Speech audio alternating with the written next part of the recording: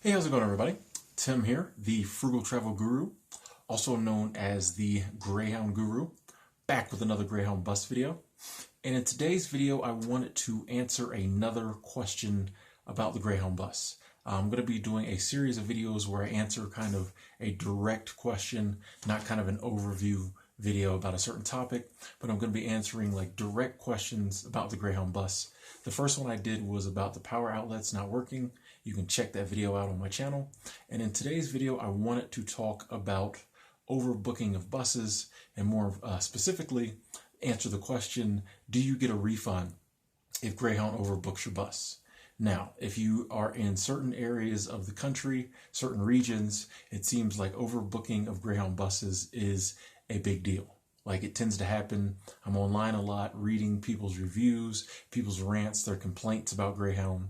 And one of the biggest things is that they overbook buses. In fact, I did a podcast about the overbooking of buses and why I think Greyhound still does it and why I feel they shouldn't be doing it in 2017. Anyway, you can look at that too. It's on my channel. But the question, do you get a refund if you go to get on the bus and there are more people with tickets for the bus than there are seats on the bus?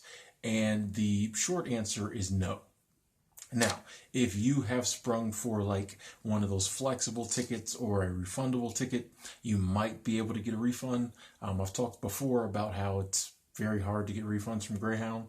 So I'm not even going to say totally yes if you have one of those tickets, but you might be able to. But if you have a non-refundable ticket, or if you just went up there to the counter, bought your ticket, you're probably not going to be able to get a refund if your bus is overbooked. And here's why. Greyhound, when you buy a ticket, basically what Greyhound is saying to you is that you give us X amount of dollars and we guarantee that we will get you from your departure station to your destination station. That is Greyhound's agreement with you. They are not agreeing to get you there on a certain bus at a certain time. If you look at the small print on your ticket, and they also have it kind of up posted at a lot of the stations, it'll say that it's first come, first served basis. So if you are scheduled to leave on a 7:30 bus and there are 55 seats on that bus and they happen to have sold 60 tickets, well, the first 55 people to come and get on the bus will get to go on the 7:30 bus. The rest of the people, the other 5 people, will have to go on the next bus. And that's kind of what Greyhound says. They're not going to give you a refund. We'll just put you on the next bus. Now, the next bus could be an hour, 2 hours, 24 hours. It's Greyhound. It differs. But that is Greyhound's guarantee to you when you buy a ticket. So you're not buying a ticket for a certain bus. You are basically, or that leaves at a certain time. You're basically buying a ticket for a trip from A to B. That's what you're going for. So that's why they're not going to give you a refund if, you don't make it on a certain bus. Now, of course, those of us who are traveling, this could be a real inconvenience because maybe you need it to get to your destination at a certain time. And the only way to get there at that time was to be on that, say, 7:30 bus. So sometimes bus being overbooked, you missing that bus, it may kind of negate the whole trip. You might want a refund, but that's not really how Greyhound works. I personally think they need to change this policy. If a person doesn't ride the bus at the scheduled time when they booked the ticket for, and it was through no fault of their own, if it's obvious that it was Greyhound's fault overbooking the bus, I think a person should get a refund. You should be able to go to the counter right then and don't get me started on the Greyhound's refund policy, how you have to mail the ticket in, all that.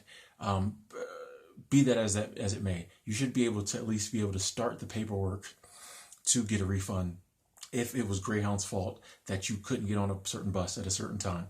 But that is not how it works. So I want you to keep that in mind. That's why I'm making this video.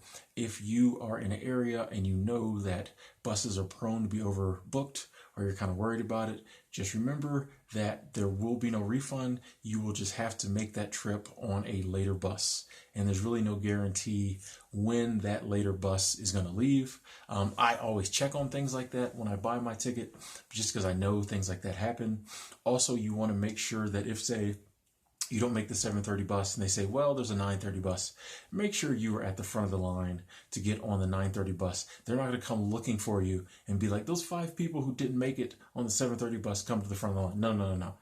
They were just going to hopefully reprint your ticket for that bus. And then once again, it's first come, first serve, every man for themselves. You're going to have to figure it out. So make sure you're at the front of the line so you get on that bus, because you don't want to run into a situation where you get overbooked twice. Trust me, it's happened. It's Greyhound. So that's the policy on overbooking of buses. Do I think it's fair? No, but that's just kind of how it is. Like I said, there are different types of ticket levels you can buy on Greyhound. You might want to look into, buying one of those tickets if you're really worried about your bus being overbooked and you really would need a refund if that happened. But once again, I'm not going to guarantee, even in those situations, you will get a refund, because Greyhound, all they really are saying is, we guarantee that we'll get you there eventually, sooner or later, one day. That's basically what you're paying your money for.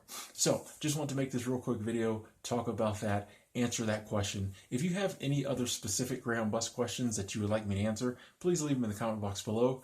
Check out my other videos, because I think I have over 100 videos, most of them about the Greyhound bus, probably 10 to 15 maybe about other methods of frugal travel. I will leave a link in the description box where you can see kind of all my videos. And if you have just comments, complaints, questions, comment box. I like to read what people have to say. Thanks for watching. I'll talk to you later.